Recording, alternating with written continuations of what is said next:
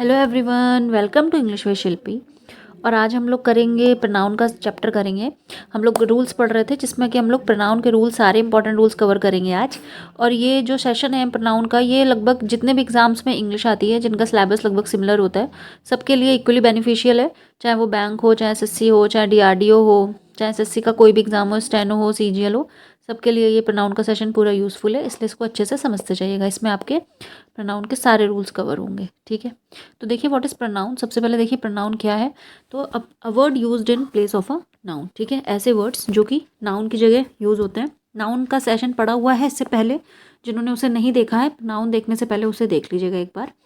तो जो ऐसे वर्ड्स जो नाउन की जगह यूज़ होते हैं उनको हम प्रोनाउन बोलते हैं। अच्छा, इसका क्यों यूज़ है, इससे क्यों बनाया गया प्रोनाउन को। जैसे मान लीजिए हमें किसी के बारे में कुछ बताना है, जैसे Ram is a good boy, फिर हमें बताना है कि वो कहाँ रहता है, तो हम बोलेंगे राम लिव्स इन कानपुर, या जहाँ भी वो रहता है। तो बार बार हमें रिपीटेडली उसका नाम लेना पड़ेगा। तो for once you can take his name, but बार बार रिपीटेडली नाम लेने में दिक्कत होती है। इस वजह से हमने प्रोनाउन को नाउन के सब्स्टिट्यूशन में रख दिया, ताकि हमको बार बार नाम ना लेना पड़े। हम उसकी जगह बार बार ही लिख सकते हैं, या गर्ल है तो शी लिख सकते हैं, ठीक है। तो समझ में आ गया होगा कि प्रोनाउन क्या होता है। अब देखिए नेक्स्ट, ये कितने कितने टाइप के होते हैं प्रोनाउन। तो काइंड्स ऑफ प्रोनाउन 10, ठीक है। 10 काइंड्स होते हैं प्रोनाउन के, जिसमें कि पहला है आपका पर्सनल प्रोनाउन, दूसरा है आपका पजेसिव प्रोनाउन, तीसरा है आपका रिफ्लेक्सिव प्रोनाउन, फोर्थ है एम्फैटिक pronoun, demonstrative pronoun, indefinite pronoun, distributive pronoun, reciprocal pronoun, relative pronoun और इंट्रोगेटिव प्रोनाउन। चलिए अब इनको समझते हैं एक एक करके। पर्सनल प्रोनाउन क्या होते हैं। Personal pronoun he, she, it, you, they, ठीक है। ये सारे आपके वी, आई, ये सारे आपके होते हैं पर्सनल प्रोनाउन, जो कि किसी इंसान मतलब किसी पर्सन नाम से समझ में आ रहा है पर्सनल प्रोनाउन, ठीक है। जो पर्सन को डिनोट करते हैं कि किसके बारे में बात हो रही है, वो क्या हो गए आपके पर्सनल प्रोनाउन। फिर नेक्स्ट है आपका पजेसिव प्रोनाउन। पजेसिव वर्ड का सबको मतलब पता हुआ है, जो ओनरशिप दिखाता है कि कोई चीज़ किसकी है, ठीक है। तो वो आपके होते हैं पोजीशन, जो दिखाते हैं किसी चीज़ के लिए। जैसे ये घर मेरा है, दिस हाउस इज़ माइन, ठीक है। तो जो पोजीशन दिखाते हैं वो आपके होते हैं possessive pronoun, mine, ours, yours, theirs, etcetera, ठीक है। अच्छा, रिफ्लेक्सिव और एम्फेटिक सेम ही होते हैं। My self, your self, himself, जिस क्लास में सेल्फ या सेल्फ लग जाए वो होते हैं। अब फ़र्क क्या होता है, जब ये वर्ब के बाद यूज़ होते हैं तो ये रिफ्लेक्सिव होते हैं, और जब ये सब्जेक्ट के बाद यूज़ होते हैं तो ये एम्फेटिक होते हैं। नेक्स्ट देखिए demonstrative pronoun, this, that, these, those, one, ones, ये आपके होते हैं डेमोन्स्ट्रेटिव प्रोनाउन। फिर आपका इंडेफिनिट प्रोनाउन, जैसे कि नाम से ही समझ में आ रहा है, जो डेफिनेट नहीं होते कि किसकी, जिसमें किसकी बात की गई है, ये डेफिनेट नहीं होता। जैसे समबडी, कोई भी, नोबडी, कोई भी नहीं, एनीथिंग, ठीक है, कोई भी। तो ऐसे वर्ड्स जिसे बिल्कुल क्लियर डेफिनेट नहीं पता होता है कि हम किसके बारे में बात कर रहे हैं, वो आपके होते हैं इंडेफिनिट प्रोनाउन। जैसे somebody, nobody, anybody, anyone, anything, ठीक है। फिर आपका डिस्ट्रीब्यूटिव प्रोनाउन। डिस्ट्रीब्यूटिव प्रोनाउन आपके each, either, neither, any, none, ये होते हैं आपके डिस्ट्रीब्यूटिव प्रोनाउन। फिर होता है आपके रेसिप्रोकल प्रोनाउन। रेसिप्रोकल प्रोनाउन में आपके आते हैं ईच अदर और वन अनदर, ठीक है। ईच अदर और वन अनदर, अभी सबके बारे में डिटेल में जानेंगे आगे। फिर आपका होता है रिलेटिव प्रोनाउन और इंट्रोगेटिव प्रोनाउन। ये भी सेम होते हैं आपके वू, विच, दैट, व्हाट, वूम, वूज, एक्सेट्रा। अब जब ये किसी सेंटेंस में रिलेशन बताते हैं, रिलेशन बताने का काम करते हैं, वहाँ पे ये रिलेटिव प्रोनाउन बन जाते हैं। जहाँ पे क्वेश्चन पूछने के काम आते हैं, वहाँ पे आपका इंट्रोगेटिव प्रोनाउन बन जाते हैं, ठीक है। तो आई होप काइंड सारे क्लियर हो गए होंगे। अब आइए, ये चार्ट को बहुत ध्यान से समझिएगा। इस चार्ट से अगर आपने ये चार्ट सीख लिया तो आप बहुत कुछ जान जाएंगे, ठीक है। तो इस चार्ट में देखिए, जो हमने सबसे पहले पर्सनल प्रोनाउन पढ़ा था, तो वो देखिए जो पर्सनल प्रोनाउन होते हैं वो 3 पर्सन, ठीक है। इसमें पर्सन्स होते हैं, फर्स्ट पर्सन, सेकंड पर्सन और थर्ड पर्सन, ठीक है। जिसमें कि फर्स्ट पर्सन में आपका कौन कौन सा आता है। फर्स्ट पर्सन में आपका आता है आई और वी। क्या आता है आपका आई और वी, ये आता है आपका फर्स्ट पर्सन। सेकंड पर्सन में आपका आता है यू, और थर्ड पर्सन में आता है ही, शी, इट, दे, या फिर किसी का नाम, यदि किसी का नाम हो, कुछ भी XYZ नाम हो, वो आपका थर्ड पर्सन में आ जाता है। तो फर्स्ट पर्सन में आई और वी, सेकंड पर्सन में आपका यू, थर्ड पर्सन में ही, शी, इट, दे, या फिर किसी का नाम, मोहन, सोहन, राम, सीता, कुछ भी हो, वो आपका आता है थर्ड पर्सन में। अब इसमें भी देखिए, अगर ये सिंगलर है तो आई, फर्स्ट पर्सन सिंगलर है तो आई होता है, प्लूरल है तो वी होता है, ठीक है। यू का चेंज नहीं होता, सिंगलर हो या प्लूरल, यू का यू ही रहता है। इसी तरह third person he, she, it, singular, और प्लूरल में दे, ठीक है। अब एक चीज़ समझिए, क्या होता है प्रोनाउन में एक केस होते हैं। इसको समझने से पहले हम पहले केस पे आते हैं, फिर मैं समझाती हूँ। केस देखिए, प्रोनाउन में केस होते हैं, सब्जेक्टिव केस, या फिर इसी का दूसरा नाम होता है नॉमिनेटिव केस, सेकंड होता है आपका ऑब्जेक्टिव केस, ठीक है। तो जो सब्जेक्टिव केस होते हैं जैसे आई, यू, वी, दे, ये आपका हुआ। सबको पता है आई मतलब मैं, यू मतलब तुम, वी मतलब हम, दे मतलब वे मतलब ज़्यादा, जब ज़्यादा लोग होते हैं तो दे, ठीक है। अदरवाइज ही, शी, इट बहुत सारे होते हैं, ये मैंने समझाने के लिए इतने लिख दिए। तो उसमें क्या होता है आपका, जैसे ही, शी, इट भी इसी में आ जाएंगे, लेकिन मैंने अभी समझाने के लिए केवल आपको 4 रख दी क्योंकि केस समझा रही हूँ। तो जैसे आई का आपका क्या हुआ, ऑब्जेक्टिव केस होता है मी, ठीक है। ये आपका सब्जेक्टिव केस, ये आपका ऑब्जेक्टिव केस। सबको सेंटेंस पता है, एक सेंटेंस में क्या क्या होता है आपका, सिंपल अगर फॉर्मेशन लें सेंटेंस का तो subject plus verb plus object इतना होता है, ठीक है। तो सबको समझ में आ रहा होगा, अगर सब्जेक्ट की जगह यूज़ होते हैं तो वो सब्जेक्टिव केस होता है, ऑब्जेक्ट की जगह तो वो ऑब्जेक्टिव केस, ठीक है। तो जैसे सब्जेक्टिव केस में क्या क्या हो गया आपका, I, you, we, they, he, she, ठीक है, इट, ये सब हो गया आपका सब्जेक्टिव केस। और ऑब्जेक्टिव आपका मी, यू, अस, देम, ठीक है। आई का मी, यू का यू, वी का अस, दे का देम। अब समझिए इसको आगे। इसी से देखिए ये आई, यही सिंगुलर जो हमने बताया आपको पर्सन, तो आई का ऑब्जेक्ट क्या बनता है मी, वी का अस, यू का यू ही रहता है, ही का हिम बन जाता है, शी का हर हो जाता है, इट का इट ही रहता है, दे का देम। ये हो गए इनके ऑब्जेक्टिव केस या फिर ऑब्जेक्ट, ठीक है। जब ये सब्जेक्ट के जैसे यूज़ होते हैं तो ये I, we, you, he, she, it, they ऐसे लिखे जाते हैं, जब ऑब्जेक्ट की तरह यूज़ होते हैं तो ऐसे लिखे जाते हैं। अब इनका देख लीजिए पॉजेसिव प्रोनाउन। आई का पॉजेसिव प्रोनाउन क्या होता है, माइन, ठीक है। आई का होता है माइन, वी का होता है आर्स, जैसे मैंने बोला ये घड़ी मेरी है तो दिस वॉच इज माइन, क्योंकि आई मैंने अपनी बात करी है। अब फिर वी मतलब हम, अब हमने बोला ये घर हमारा है तो दिस हाउस इज आर्स, ये घर हम सबका है, ठीक है। उसी तरह दिस कार इज योर्स, ये कार तुम्हारी है। फिर ही, शी, इट, ही का क्या, ही का होता है हिज, यानी कि ये मान लीजिए हमें बोलना है ये है बुक उसकी है तो दिस बुक इज हिज, ठीक है। उसी तरह दिस बुक इज हर्स, फिर दे का देयर, ठीक है। ये हो गए सारे आपके केसेस। अब आइए आगे समझते हैं। अब देखिए हमें रूल्स पढ़ने हैं, जिससे अभी तो हमने समझ लिया बेसिक प्रोनाउन समझ लिया, प्रोनाउन क्यों बनाया गया ये समझ लिया, उसके काइंड समझ लिए, सब्जेक्टिव केस, नॉमिनेटिव केस, और मतलब सब्जेक्टिव नॉमिनेटिव एक ही चीज़ होता है, दो नाम होते हैं, सब्जेक्टिव भी बोलते हैं नॉमिनेटिव भी बोलते हैं, और ऑब्जेक्टिव केस समझ लिया। अब हमें मेन चीज़ पढ़नी है, दैट इज़ रूल्स, ठीक है। जो हमारे रूल्स हैं जिससे कि हमारे पेपर में क्वेश्चंस बनते हैं, ठीक है। तो देखिए पहला रूल ये है, पहला रूल ये बता रहा है कि कहाँ कहाँ हमें प्रोनाउन का सब्जेक्टिव केस यूज़ करना है और कहाँ कहाँ हमें ऑब्जेक्टिव केस, जैसे कि कहाँ पर हमें मान लीजिए आई है तो कहाँ पर हमें आई लिखना है या फिर कहाँ पर हमें मी लिखना है। इसी तरह अगर कहीं वी है तो कहाँ पे वी लिखना है या कहाँ पर अस लिखना है, ठीक है। तो ये चीज़ इसमें हमें समझ में आएगी कि सब्जेक्टिव केस का यूज़ कहाँ होता है और नॉमिनेटिव केस का यूज़ कहाँ होता है। अब देखिए सबसे पहले एक चीज़ देखिए, सबको पता है वर्ब के पहले सब्जेक्ट का फॉर्मेशन सबको पता है, सबसे पहले सब्जेक्ट आता है, फिर वर्ब आता है, फिर आपका ऑब्जेक्ट आता है। इससे एक चीज़ क्लियर हो गई, जो सबसे पहले आएगा सब्जेक्ट में, तो सब्जेक्ट में हमेशा क्या आएगा, सब्जेक्टिव केस आएगा। यानी कि हम जो सेंटेंस की शुरुआत होती है, शुरुआत में कभी भी ऑब्जेक्टिव केस नहीं लिखेंगे, हमेशा सब्जेक्टिव केस लिखेंगे। जैसे मान लीजिए मैंने लिखा, मैंने अभी आपको बताया था कि ही का ऑब्जेक्टिव केस होता है हिम, ठीक है, ही का ऑब्जेक्टिव केस होता है हिम। तो कहीं भी हम ये नहीं लिख सकते कि हिम वेंट टू दिल्ली। सबको समझ में आ रहा होगा, देखने से ही शुरू से ही पढ़ते आए हैं, इस तरह का सेंटेंस कभी नहीं देखा होगा, ठीक है। यानी कि जो सेंटेंस की शुरुआत होती है, जो वहाँ पर सब्जेक्ट होता है, उसकी जगह हमेशा सब्जेक्टिव केस, जबकि सही हो जाएगा ही वेंट टू दिल्ली, ना कि ही वेंट टू दिल्ली, ठीक है। अब एक चीज़ समझिए, जितनी भी टू बी वर्ब होती हैं, ठीक है, टू बी वर्ब क्या होती है, is, am, are, was, verb, be, being. जहाँ पे भी आपको कहीं ये वाली वर्ब दी है, देखिए ये जो भी टू बी वर्ब होती हैं, इनका क्या होती हैं, ये मेन वर्ब की तरह भी, ये हेल्पिंग वर्ब भी होती हैं, ये मेन वर्ब की तरह भी काम करती हैं, ठीक है। हेल्पिंग वर्ब भी होती हैं और मेन वर्ब की तरह भी काम करती हैं। अब कहाँ पे ये हेल्पिंग वर्ब होती हैं, कहाँ पे ये मेन वर्ब होती है, ये कैसे समझेंगे। देखिए जहाँ पे सेंटेंस में कोई एक्शन वर्ब दी होती है, ठीक है, जैसे मैंने बोला ही इज़ टीचिंग, ठीक है, तो यहाँ पे देखिए टीचिंग का काम हो रहा है, तो टीच हमारी क्या है, टीच हमारी यहाँ पे है मेन वर्ब और इज़ हो गई हमारी हेल्पिंग वर्ब, ठीक है। लेकिन अभी मैंने बोला he is a doctor, he is a doctor, अब क्या यहाँ पे कोई एक्शन वर्ब है, कोई मेन वर्ब है, नहीं, तो यहाँ पे इज़ हेल्पिंग वर्ब का काम ना करके किसका काम करेगी, मेन वर्ब का काम करेगी, ठीक है। तो आई होप समझ में आ गया होगा कि कहाँ पे इज़ हेल्प, कहाँ पे ये जो टू बी वर्ब्स होती हैं कहाँ पे हेल्पिंग वर्ब का काम करती हैं, कहाँ पे मेन वर्ब का। जहाँ पर ये अकेले आई होती हैं, इनके साथ कोई दूसरी एक्शन वर्ब नहीं होती है, वहाँ पर ये मेन वर्ब बनती है, ठीक है। तो ये जितनी भी is, am, are, was, were, be, being, been, अगर ये कहीं भी सेंटेंस में आई हैं और इनके बाद मेन वर्ब नहीं आई है, तो तो फिर ऐसे केस में हम हमेशा सब्जेक्टिव केस यूज़ करते हैं प्रोनाउन का, ऑब्जेक्टिव केस नहीं करते। जैसे कि समझिए एग्जाम्पल से, जैसे मैंने लिखा इट इज़ हिम वो हेल्प्ड मी, ठीक है। तो देखिए इसी में मैं दोनों चीज़ क्लियर करूँगी। देखिए पहले आपका आया इट इज़ हिम, इसको अलग करके देखिए, वो हेल्प मी को अलग करके देखिए, ठीक है। तो इट इज़ हिम वो हेल्प्ड मी, तो देखिए यहाँ पे इसके बाद क्या कोई एक्शन वर्ब आई है? नहीं, केवल इट इज़ आया है। तो ये आपकी कैसी वर्ब हो गई?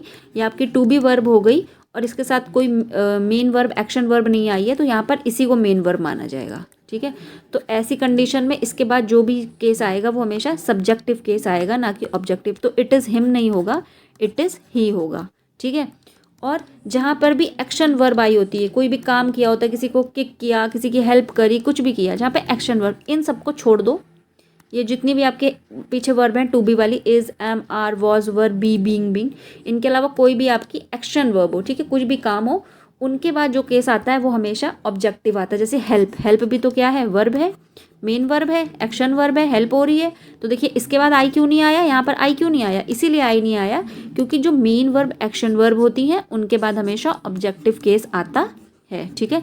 तो वो हेल्प्ड मी। अब देखिए वो किसी ने आपसे पूछा, मतलब किसी ने पूछा वो इज़ इट, तो आप बोलेंगे इट इज़ मी नहीं बोलेंगे, इट इज़ आई बोलेंगे। फिर वही बात मैंने भी पीछे बताया कि जहाँ भी is I, am I, was I, were I, be I, being I, been I, और इनके बाद कोई भी एक्शन वर्ब ना आए, ये बस अकेले आए, तो इनके बाद हमेशा सब्जेक्टिव प्रोनाउन आता है। सब्जेक्टिव प्रोनाउन क्या होता है बताया है, जैसे आई, वी, यू, दे, ये सारे आपके सब्जेक्टिव केस होते हैं, ठीक है।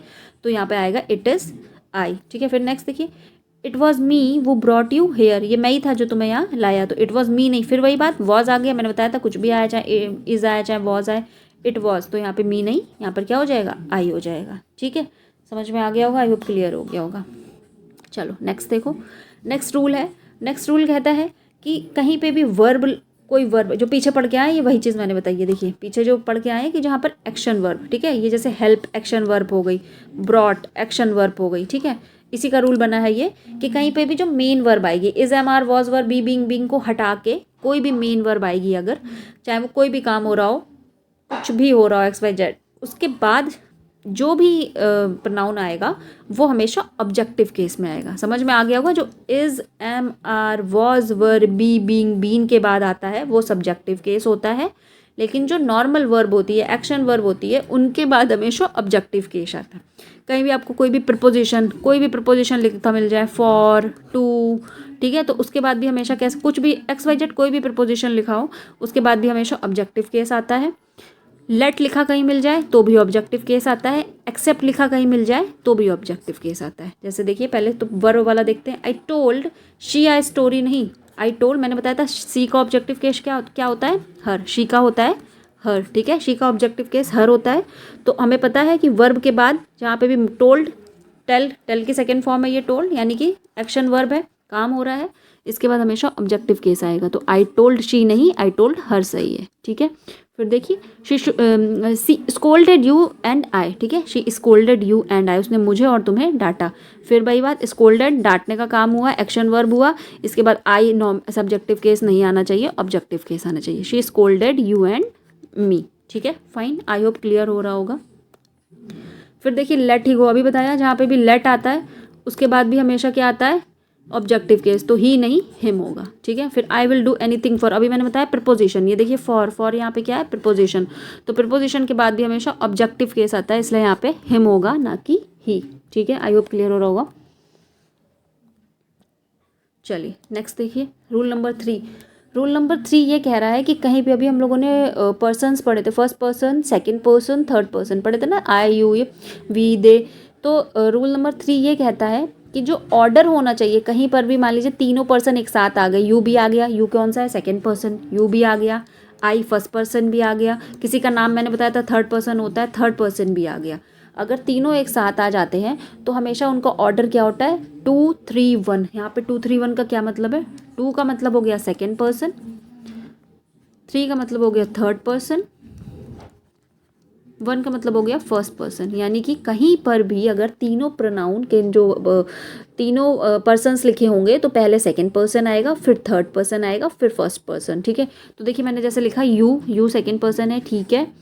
आई आपका कैसा है? आई आपका फर्स्ट पर्सन है, फर्स्ट पर्सन, और मोहन आपका थर्ड पर्सन है। तो देखिए ये क्या सही है? नहीं, ये गलत है। ठीक है, तो आपका क्या आना चाहिए? इसका सही क्या हो जाएगा? इसका सही हो जाएगा यू सेकेंड पर्सन, फिर 3, फिर Mohan and I will go to the party. ठीक है, 2, 3 और 1 ये ऑर्डर होना चाहिए। लेकिन इसी का एक एक्सेप्शन भी है रूल का। ये रूल आपको अच्छे से समझ में आ गया होगा। इसी रूल का एक एक्सेप्शन ये है कि अगर कहीं पे कोई अनप्लेजेंट काम हो रहा हो, ठीक है, ऐसा काम हो रहा हो जो अच्छा ना हो, कोई क्राइम हो रहा हो, कोई सिन हो रहा हो, या कुछ अनप्लेजेंट सी इवेंट हो रहा हो, तो ऐसी कंडीशन में ये तुरंत चेंज होके 2, 3, 1 का ऑर्डर कैसा हो जाता है? 1, 2, 3 का हो जाता है। बाकी सब जगह 2, 3, 1 ही रहेगा। लेकिन जहाँ पे कोई अनप्लेजेंट काम हो रहा है, सिन हो रहा है, क्राइम हो रहा है, ऐसी कंडीशन में हमेशा 1, 2, 3 हो जाएगा। जैसे मैंने बोला I, you and Mohan will be punished. अब बताइए, किसी को पनिशमेंट मिल रही है, ये क्या अच्छा काम है? नहीं ना, ये अनप्लेजेंट है, ये अच्छी चीज़ नहीं है। तो निगेटिविटी वाली चीज़ है। तो जहाँ पे भी निगेटिव कुछ हो रहा होता है तो वहाँ पे आपका हो जाता है 1, 2, 3। देखिए सही लिखा हुआ है, पहले 1 फर्स्ट पर्सन है, फिर सेकेंड है, फिर 3, इसलिए ये सेंटेंस आपका सही है बिल्कुल। आई होप क्लियर हो गया होगा। फिर देखिए इसी के हमने और सेंटेंस लिखे हैं। अब जैसे कि मैंने आपको बताया 2, 3, 1 या 1, 2, 3 का ऑर्डर बताया। नॉर्मल मैंने बताया कौन सा ऑर्डर चलता है आपका? 2, 3, 1। अब मान लीजिए आपको इसमें से तीनों ना लिख के केवल 2 ही लिखे हूँ, 2, 3 लिखा हो, 3, 1 ही लिखा हो, तो क्या चलेगा? तो जो ना हो बस उसको कट करके बाकी ऑर्डर सेम रहेगा, ऑर्डर में कोई भी चेंजमेंट नहीं आएगी। जैसे देखिए आपके इसमें क्या है 1 और 2, 2 पर्सन लिखे हैं, आई लिखा है फर्स्ट पर्सन और यू लिखा है सेकंड पर्सन, और 3 इसमें नहीं है। ठीक है, तो ऑर्डर में कोई चेंज नहीं आएगा। आपको 3 नहीं चाहिए, 3 को आप हटा दीजिए, ऑर्डर सेम ही रहेगा। 2, 1 पहले था तो 2 पहले ही रहेगा, 1 बाद में था तो आई बाद में रहेगा, बाकी आपका सेम का सेम रहेगा। ठीक है, नेक्स्ट देखिए he and you will share the mango. फिर वही बात, इस बार कौन सा नहीं है? इस बार फर्स्ट पर्सन नहीं है, फर्स्ट को हटा दो, कोई दिक्कत नहीं है, जो नहीं है उसको हटा दो। फिर देखो 2 आपका पहले रहता है तो 2 आपका फिर पहले हो जाएगा। ही आपका थर्ड पर्सन है, तो मैंने बताया था ही, शी, इट और किसी का भी नाम, ये सब थर्ड पर्सन, दे, ये सब थर्ड पर्सन, सेम का सेम रहेगा। यू एंड ही, 2 और 3। फिर देखिए, अब देखिए फिर क्राइम की बात हो गई। अभी मैंने बताया कहीं क्राइम हो रहा हो, सीन हो रहा हो, कोई भी अनप्लीजेंट काम हो रहा हो, वहाँ पे ऑर्डर 1, 2, 3 का ना होके 2, 3, 1 का ना होके 1, 2, 3 का हो जाता है। तो फिर देखिए 1 आपका क्या है? आई, 2 आपका क्या है? यू, 3 आपका क्या है? मोहन। तो यहाँ पे क्या हो जाएगा? आई, यू एंड मोहन, बाकी सेम का सेम। आई होप अच्छे से समझ में आ गया होगा। ये इस रूल के सारे मतलब कॉन्सेप्ट थे। रूल 3 खत्म हो गया। अब रूल 4 देखिए। रूल 4 हमारा आइदर और, नाइदर नॉर, यहाँ पे नॉर होगा, आइदर और, neither nor, not only but also. ठीक है, ये रूल हमारा क्या कहता है? अभी हमने पीछे पजेसिव केस पढ़े थे जो, तो उसी से ये रिलेटेड है रूल। ये रूल ये कहता है कि कहीं पे भी आपको आइदर और दिख जाए, नाइदर और नॉर दिख जाए, और नॉट ओनली बट ऑल्सो दिख जाए, इसके बाद जो भी आपका पजेसिव केस आएगा प्रोनाउन का, वो हमेशा बाद वाले सब्जेक्ट के आएगा। अभी देखिए एग्जाम्पल से और अच्छे से क्लियर होगा। जैसे देखिए नाइदर नॉर यहाँ पे दिख गया, नाइदर दिख गया, नॉर दिख गया। ठीक है, मैंने बताया आइदर और दिख जाए कहीं, नाइदर नॉर दिख जाए, नॉट ओनली बट ऑल्सो दिख जाए। तो ऐसे केस में जो बाद वाला पजेसिव का जो हमारा केस यूज़ होता है, जैसे देयर हमारा पजेसिव केस है, वो हमेशा किसके अकॉर्डिंग आता है? लिखा है according to the nearest subject of it. इसके नियरेस्ट सब्जेक्ट मतलब क्या? कि बाद वाले सब्जेक्ट। ठीक है, यानी कि जो पहला सब्जेक्ट आपका जैसे द स्टूडेंट्स है, बाद वाला आपका द टीचर है। तो देखिए द टीचर के हिसाब से यहाँ पे पजेसिव केस आएगा। द टीचर कैसा है? सिंगुलर, प्लूरल तो नहीं है ना, एक टीचर की बात हो रही है। यहाँ पे बहुत सारे स्टूडेंट्स की बात हो रही है क्योंकि स्टूडेंट्स लिखा हुआ है, लेकिन यहाँ पे टीचर लिखा हुआ है, केवल एक टीचर की बात हो रही है। एक टीचर का मतलब सिंगुलर, सिंगुलर का मतलब कि देयर नहीं। सबको पता है देयर किसके लिए यूज़ होता है? प्लूरल के लिए, लेकिन हमें सिंगुलर चाहिए, तो यहाँ पर क्या हो जाएगा? यहाँ पे हो जाएगा his. Neither the students nor the teacher was playing in his proper uniform. ठीक है, इससे हमने क्या सीखा? हमने देखा कहीं पे भी नाइदर नॉर दिख जाए, कहीं पे भी आइदर और दिख जाए, कहीं पे भी नॉट ओनली बट ऑल्सो दिख जाए, तो ऐसे केस में हम जो भी पजेसिव केस यूज़ करेंगे वो हमेशा बाद वाले सब्जेक्ट के हिसाब से करेंगे। पहले वाले सब्जेक्ट को हमको वहाँ पे नहीं देखना है। अगर बाद वाला सब्जेक्ट हमारा प्लूरल होगा तो हम वो पजेसिव केस प्लूरल लगा देंगे। अगर बाद वाला सब्जेक्ट हमारा सिंगुलर होगा तो हम वो पजेसिव केस सिंगुलर लगा देंगे। लेकिन ऐसा कब होता है? ऐसा केवल आइदर और, neither nor, nor only, not only but also में होता है। इन तीनों के अलावा आपको कुछ भी दिख जाए, आइदर और, neither nor, not only but also को छोड़ के आपको XYZ कुछ भी दिख जाए, एंड दिख जाए, टुगेदर विद दिख जाए, एज वेल एज दिख जाए, कुछ भी दिख जाए, ऐसी कंडीशन में हमेशा जो पहले वाला होता है, जो पहले वाला सब्जेक्ट होता है, उसके अकॉर्डिंग पजेसिव केस लगाते हैं। समझ में आया? फिर से बताती हूँ, आइदर और, neither nor, not only but also, इसमें हमेशा बाद वाला जो सब्जेक्ट होता है उसके हिसाब से पजेसिव केस लगाते हैं। और इसको छोड़ के कुछ भी चीज़ दिख, इन तीनों को छोड़ के कुछ भी दिख जाए, ऐसे केस में हमेशा पहले वाले के अकॉर्डिंग लगाते हैं। आइदर और, neither nor, not only but also में पहले को काट के दूसरे वाला देखते हैं। इनके अलावा आपको देखिए एज वेल एज दिख जाए, टुगेदर विद दिख जाए, रेदर देन दिख जाए, इन एडिशन टू दिख जाए, लाइक दिख जाए, आपको अलॉन्ग दिख जाए, कुछ भी दिख जाए। इसके अलावा ऐसे में क्या करेंगे, पहले वाले को देखेंगे, बाद वाले को नहीं। देखिए रीना एज वेल एज दिख गया, फिर पहले लिखा है रीना, फिर लिखा है हर फ्रेंड्स, ठीक है। तो अब हमें बाद वाला नहीं देखना है, पहले वाला देखना है। रीना कैसा है, सिंगुलर, तो यहाँ पे क्या आ जाएगा, हर। रीना गर्ल है, गर्ल के लिए क्या आ जाएगा, हर, ठीक है। ना तो रीना ना तो उसके दोस्त घर को वापस लौटे, तो हमें ऐसे कंडीशन में पहले वाला देखना है। फिर देखिए एंड आ गया यहाँ पे, फिर हमको पहले वाला देखना है। यू, सबको पता है यू का पजेसिव केस क्या होता है, देयर नहीं होता, योर होता है, ठीक है। क्या होता है, अगर यहाँ पे यू लिखा है इसलिए यू का your, you and he completed your work, ठीक है। यानी कि नाइदर नॉर, आइदर और, नॉट ओनली बट ऑल्सो को छोड़ के कुछ भी आएगा, हम पहले के अकॉर्डिंग पजेसिव केस लगाएंगे। और नाइदर नॉर, आइदर और, नॉट ओनली बट ऑल्सो में बाद वाले के अकॉर्डिंग लगाएंगे, ठीक है। अब देखिए रूल नंबर 5। रूल नंबर 5 क्या कहता है, रूल नंबर 5 कहता है कि each, every, either, neither, any one, many, a, more than one. अगर ये कहीं पर सब्जेक्ट की जगह लिखे हो, सब्जेक्ट की जगह मतलब सेंटेंस के स्टार्टिंग में लिखे हो, सेंटेंस की शुरुआत ही इनसे हो, तो इनके जो पजेसिव बनेंगे, पजेसिव केस बनेंगे, वो हमेशा कैसे बनेंगे, वो हमेशा सिंगुलर बनेंगे, ठीक है। कैसे बनेंगे, सिंगुलर, मतलब इनकी जगह क्या आएगा आपका, इनकी जगह आपका हिज आ जाएगा, ठीक है। क्या आ जाएगा, इनकी जगह आपका हिज आ जाएगा। जैसे देखिए each one of us is doing our duty, देखिए क्या ईच आ गया, इसका पजेसिव क्या बनेगा, आर बन सकता है क्या, आर सिंगुलर है। अभी मैंने बताया ईच आ जाए, कहीं एवरी आ जाए, कहीं नाइदर आ जाए, कहीं आइदर आ जाए, कहीं एनी वन आ जाए, कहीं मैनी आ जाए, मोर देन वन आ जाए, ऐसे में हमेशा जो भी पजेसिव केस बनेगा वो हमेशा सिंगुलर बनेगा, तो आर नहीं, क्या हो जाएगा, his. Every one of us is doing his duty, बस बढ़िया। फिर देखिए second, every person should complete their work, फिर वही बात, एवरी आ गया, अभी बताया कभी कभी भी प्लूरल नहीं आएगा, हमेशा सिंगुलर आएगा, तो हिज। अब इसी में एक और रूल होता है, अगर वन आ जाए कहीं, जैसे देखिए अभी क्लियर होगा एक सेंटेंस से, one should do his duty, यहाँ पे हिज नहीं आएगा। वन का पजेसिव केस हमेशा वंस होता है, इसको बस रट लीजिएगा, इसमें कुछ भी नहीं, कहीं भी आपको वन दिख के आ जाए, वन शुड के आगे कुछ भी लिखा हो, तो वन का पजेसिव केस हमेशा वंस बनता है, उसके अलावा हिज, हर कुछ नहीं लगता, वन वही देख के वंस, ठीक है।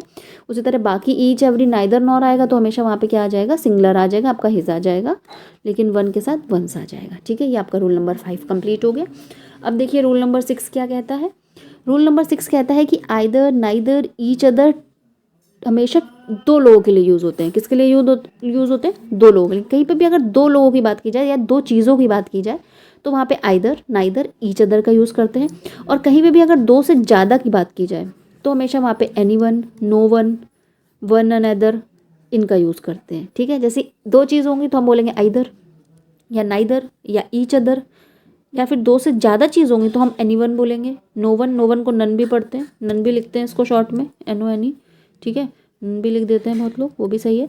और वन अनदर है, तो हमेशा दो से ज़्यादा के लिए यूज़ होगा। अब इसको समझिए, इससे क्वेश्चन कैसे बनते हैं पेपर में। जैसे लिखा Indian should never fight which each other, अभी मैंने बताया ईच अदर का यूज़ कितने लोगों के लिए होता है, केवल दो लोगों के लिए। दो से ज़्यादा के लिए किसका होता है, वन अनदर के लिए। अब इसमें क्या दो लोगों की बात हो रही, इंडियंस की बात हो रही, पूरे इंडियंस की। जो इंडियंस है उनको आपस में नहीं लड़ना चाहिए। क्या दो ही इंडियंस है, कितने इंडियंस है, करोड़ों जनसंख्या है हमारी, तो ठीक है। यानी दो से ज़्यादा की बात हो रही है, तो यहाँ पे ईच अदर ना आके हमारा क्या आ जाएगा, ईच अदर ना आके यहाँ पर हमारा आ जाएगा वन अनदर, ठीक है, वन अनदर। फिर देखिए none of his hands were injured, हाथों की बात हो रही है, हाथों की बात हो रही है ना। हाथ कितने होते हैं, दो होते हैं, दो से ज़्यादा होते हैं, दो ही होते हैं ना, तो नन नहीं आ सकता। अभी मैंने बताया दो चीज़ के लिए हमेशा नाइदर, ठीक है। अगर दो से ज़्यादा कोई चीज़ होती है तब नन आता है, दो हैं तो फिर हमें उसमें नन आने के चांसेस नहीं है, ठीक है। चलिए नेक्स्ट रूल देखिए, रूल नंबर 7, और ये हमारा आज का लास्ट रूल है। रूल नंबर 7 हमारा क्या सिखाता है, रूल नंबर 7 हमें सिखाएगा यूज़ ऑफ बोथ। बोथ का यूज़ सिखाएगा हमें कि बोथ का क्या यूज़ होता है सेंटेंस में और बोथ का कैसे यूज़ होता है। ठीक है, सबसे पहली चीज़ देखिए कि बोथ के साथ हमेशा एंड आता है और कुछ भी नहीं आता। बोथ का यूज़ सबको पता है, दो लोगों के लिए होता है। जब भी दो लोगों की बात करते हैं तब बोथ लिखते हैं, बोथ, यू, एंड, या किसी मतलब जब साथ में किसी दूसरे की बात कर रहे होते हैं। ठीक है, तो उसमें एंड आता है, कभी भी बोथ के साथ और कुछ नहीं लगेगा। तो कभी कभी एग्जाम में क्या होता है, कभी कभी एग्जाम में पूछ लिया जाता है both you as well as my brother are naughty, तुम और मेरे भाई दोनों के दोनों शैतान हो। तो एज वेल एज नहीं, बोथ के साथ कभी भी ध्यान रखिएगा एंड के अलावा कुछ नहीं आएगा। Both you and my, as well as काटिए, लिखिए both you and my brother. फिर देखिए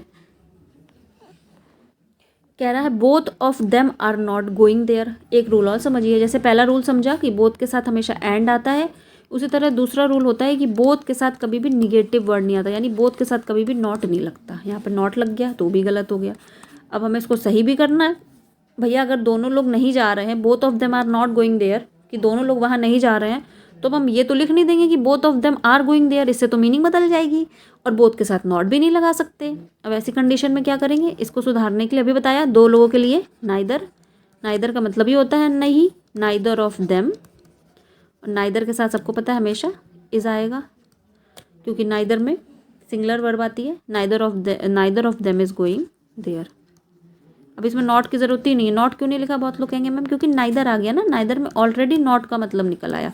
neither of them is going there यानी उनमें से कोई भी नहीं। नाइदर ऑफ देम का मतलब ही हो गया कि उनमें से कोई भी नहीं, कोई भी नहीं जा रहा है। ठीक है, तो आज हमने हाफ एन आवर में बहुत सारे इंपॉर्टेंट रूल सीख लिए जो कि पेपर में बहुत पूछे जाते हैं, रिपीटेडली पूछे जाते हैं, बहुत क्वेश्चन बनते हैं इनसे।